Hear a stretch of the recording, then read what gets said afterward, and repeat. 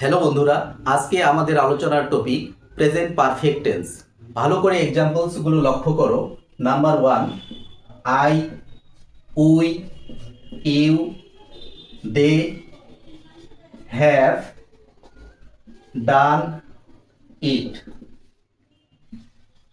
Subject একই থাকলো সবগুলো। Have solved the sums, have played cricket, have seen the moon, etc. 2 নম্বর example দেখো। He, she, Ram has done it. একইভাবে আর সাবজেক্ট লিখলাম না। Has solved the sums, solved the sums, has played cricket, has seen the moon। এখানে দুটোই examples দেওয়া আছে। এই দুটো এক্সাম্পলস যদি বুঝতে পারো তাহলে এই টেন্স এখানেই শেষ। লক্ষ্য করো, এর আগে একটু আমি বলে নেই পার্সন সম্পর্কে। পার্সন তিনটি, first person, second person, third person. এখন এই পার্সনগুলোর সিঙ্গুলার এবং প্লুরাল আছে। First person singular I, I এর পরে কি বসে? হ্যাভ, মনে রাখবে। উই এর পরে হ্যাভ, এটা সিঙ্গুলার, এটা plural. First person singular I have, plural we have. Second person singular এবং প্লুরাল দুটোই একই, এবং দুটোর পরেই কি বসে? হ্যাভ বসে। Third person singular he, she, it, Ram অথবা যে কোনো সিঙ্গুলার নাম্বার, এরপরে কি বসে? হ্যাজ বসে।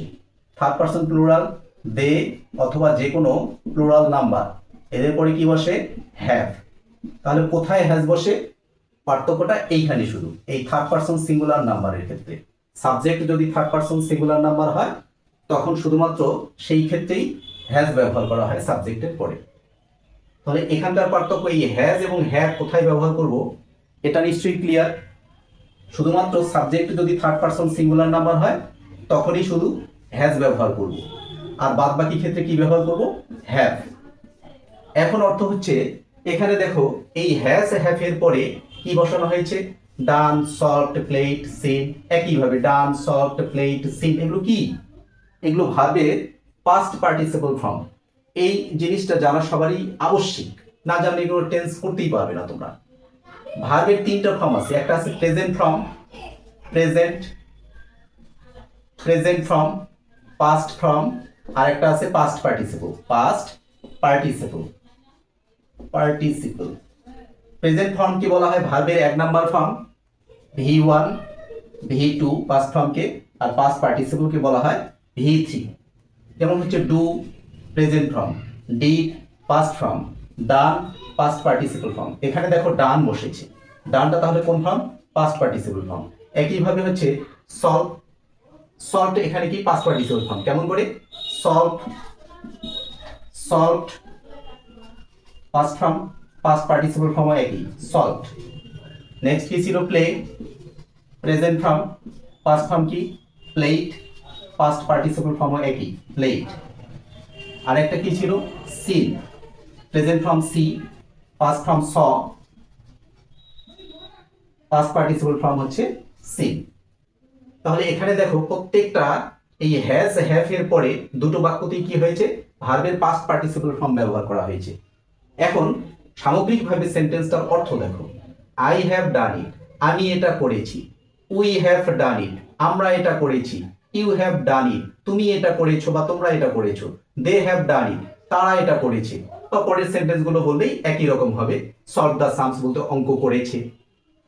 প্লেড ক্রিকেট, ক্রিকেট খেলেছে। সিন দ্য মুন, চাঁদ দেখেছে। একইভাবে এখানে দেখো second sentence, he, she, Ram, সে অথবা রাম হ্যাজ ডান ইট, এটা করেছে। সে অথবা রাম অঙ্কগুলোর সমাধান করেছে। সে অথবা রাম ক্রিকেট খেলেছে। সে অথবা রাম চাঁদ দেখেছে। এখন দেখো এই কাজগুলো যে হচ্ছে, তাহলে এই কাজগুলো কিন্তু এইমাত্র শেষ হলো, কিন্তু যার ফল কিন্তু আমরা এখনো পাইনি, অ্যাকচুয়ালি যার ফল এখনো বাকি আছে। এরকম বোঝালেই ভার্বের রূপ কি হবে? প্রেজেন্ট পারফেক্ট টেন্স হবে। তাহলে এরকম যদি বোঝায় তাহলে কি হবে? টেন্স, প্রেজেন্ট পারফেক্ট টেন্স হবে। এই প্রেজেন্ট পারফেক্ট টেন্সের ফরমেশন কি হবে?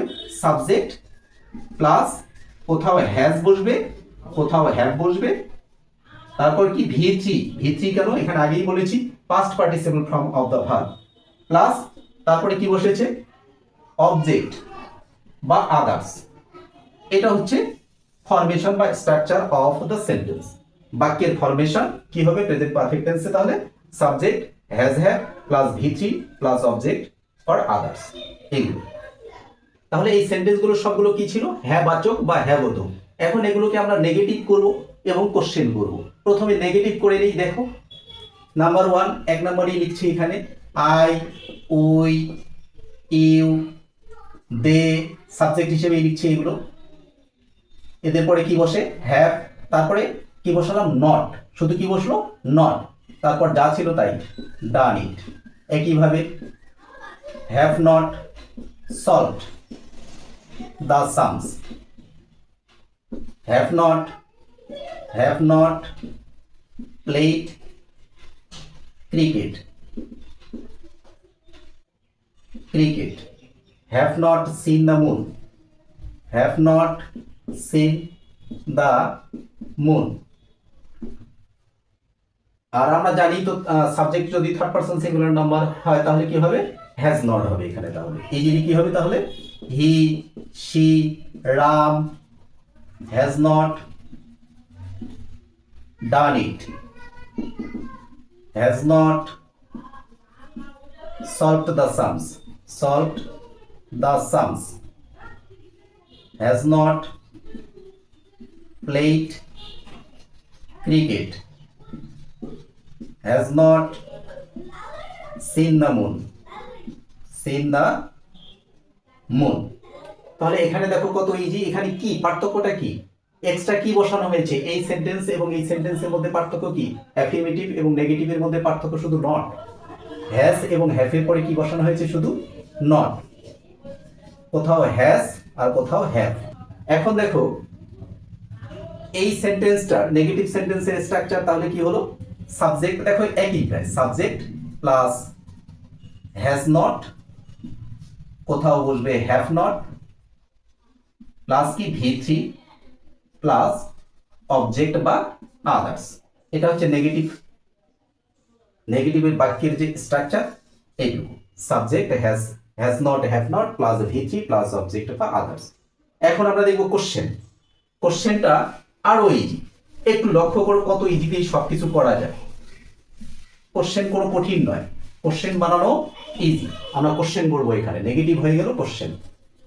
এই সেন্টেন্সগুলোকে কোশ্চেন করব। কোশ্চেনটা কি করব? এখন যে এই যে হ্যাভ কিন্তু এখানে কিন্তু হেল্পিং ভার্ব, এই হেল্পিং ভার্বটা শুধু সামনে নিয়ে যাবো, আর কিচ্ছু করতে হবে না। দেখো হ্যাভ, তারপরে কি আসবে? Have I, we, you, they done it. Question একইভাবে হবে কি? যা আছে হ্যাভ আই ইউ, এইটুকু শুধু চেঞ্জ হলে প্রত্যেকটা কোশ্চেন আমরা একবারই করে ফেললাম। তাহলে এখানে কি লিখবো? সলভড দ্য সামস, এই স্ট্রাকচার সেমই থাকবে। প্লেড ক্রিকেট, তারপর কি হবে? Scene the moon. একই, এই স্ট্রাকচারের কোনো পরিবর্তন নেই, এই স্ট্রাকচার সেম। তাহলে এখানে দেখো, এখানে 1 নাম্বারটা করলাম। নাম্বার 2 দেখো। এখন নাম্বার 2 কি হবে? তাহলে হ্যাজ, তারপর subject he, she, Ram done it. Question হয়ে গেল। পরের গুলো সাবজেক্ট একই থাকলো বা একই থাকবে, আর লিখলাম না। পরে শুধু এতটুকু চেঞ্জ হবে কি? Solved the sums, played cricket, seen the moon. এই ধরনের যত বাক্য তোমরা প্র্যাকটিস করবে তত ডেভেলপ করতে পারবে নিজেকে। তাহলে বোঝা গেল। তাহলে এখানে কি আসলো, হ্যাজটার সামনে, আর এখানে হলো হ্যাভটার সামনে। হ্যাজ কখন সামনে আসবে, সাবজেক্ট যেহেতু থার্ড পারসন সিঙ্গুলার নাম্বার, আর সাবজেক্ট থার্ড পারসন সিঙ্গুলার ব্যতীত যা কিছুই থাক না কেন সেক্ষেত্রে সামনে কি আসবে, হ্যাভ আসবে কোশ্চেন করার সময়। তাহলে এখানে এই কোশ্চেনের ফরমেশনটা কি হবে, প্রেজেন্ট পারফেক্ট টেন্সের কি হবে, হ্যাজ অথবা হ্যাভ প্লাস সাবজেক্ট প্লাস কি V3 ভার্বের 3 number form past participle form plus object বা আদার্স কোশ্চেন মার্কস। এটা হবে স্ট্রাকচার। দেখো বন্ধুরা, এই প্রেজেন্ট পারফেক্ট টেন্স কিন্তু কোনো কঠিন জিনিস নয়, খুব ইজি। তোমরা যদি প্র্যাকটিস করো এবং আর অন্য কিছু যদি প্রশ্ন থাকে কমেন্টে লিখতে পারো। আজ এতটুকুই। যদি ভিডিওটা ভালো লেগে থাকে তাহলে like, share and subscribe to English grammar academy.